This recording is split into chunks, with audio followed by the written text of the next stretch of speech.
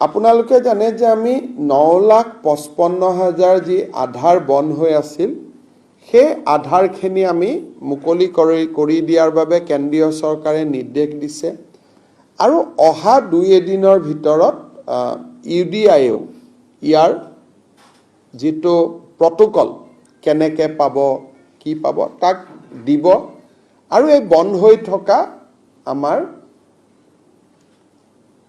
আবেদনকাৰীসকলে আধাৰ পোৱা আৰম্ভ কৰিব। মই ভাবো যে সেপ্টেম্বৰৰ ভিতৰতে তেওঁলোকে আধাৰ পাব।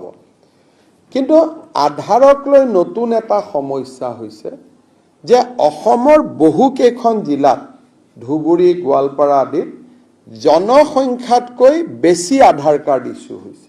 প্ৰক্ৰিয়া আৰম্ভ কৰিছিলো এইবাৰ চেপ্টাৰ 12 এদি সেই প্ৰক্ৰিয়াটো আমি অলপ আগুৱাই লৈ গৈ আছো। ৰখি যোৱাটো কথাই নাই, আমি অলপ গোটেই প্ৰক্ৰিয়াটো আগুৱাই লৈ যাব খুজিছো। আপোনালোকক মই উদাহৰণ দিছো, বৰপেটাত আধাৰ লোৱাৰ মানুহৰ সংখ্যা 103%। 100% লৈকে আমাৰ দায়িত্ব, কিন্তু 3% মানুহ এক্সট্ৰা। ধুবুৰীত 103, মৰিগাঁৱত 101, নগাঁৱত 101। ফিজিক্যাল টাৰ্গেটতকৈ বেছি মানুহে আধাৰ লৈছে।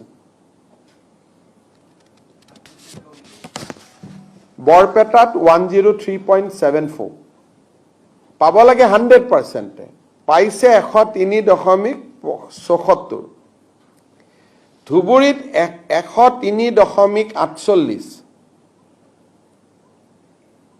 মৰিগাঁৱত 101.74,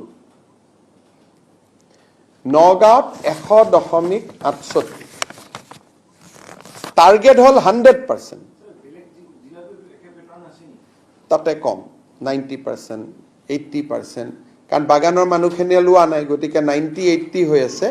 এইকেইখন জিলাত প্ৰজেক্টেড পপুলেশ্যনতকৈ বেছি আধাৰ পাইছে।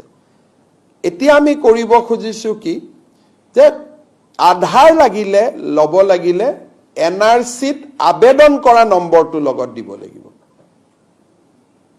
পোৱা নোপোৱাটো কোনেও নাজানে, আমি হেতুলৈকে যাব খোজা নাই, যেটো কোৰ্টত বিচাৰাধীন হৈ আছে।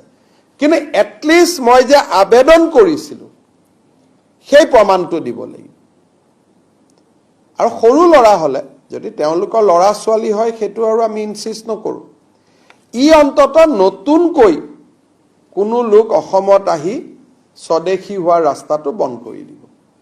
কাৰণ আজিকালি আধাৰখন পালে কয়, আৰু ভাৰত চৰকাৰক এই বিষয়ে আমি জনোৱাত ভাৰত চৰকাৰে অসমক বা আন ৰাজ্যকো এতিয়া অধিকাৰ প্ৰয়োগ কৰিছে যে আধাৰ যদিও চেন্ট্ৰেল গভৰ্ণমেণ্টে দিয়ে, ডিচিৰ এনঅচি পোৱাৰ পিছতহে তেওঁলোকে আধাৰ দিব। এতিয়াৰ পৰা যেহেতু আমাৰ সকলো মানুহৰ আধাৰ হৈ গ'ল, নতুন মানুহখিনিৰ ক্ষেত্ৰত এতিয়া আমি আধাৰৰ প্ৰক্ৰিয়াটো অলপ টাফ আৰু আমি টান কৰিম।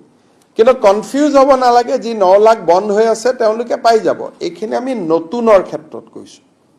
ইয়াৰ ফলত অসমত অন্তত নতুন বিদেশী নাগৰিক আহাৰ ৰাস্তাটো বন্ধ হৈ যাব।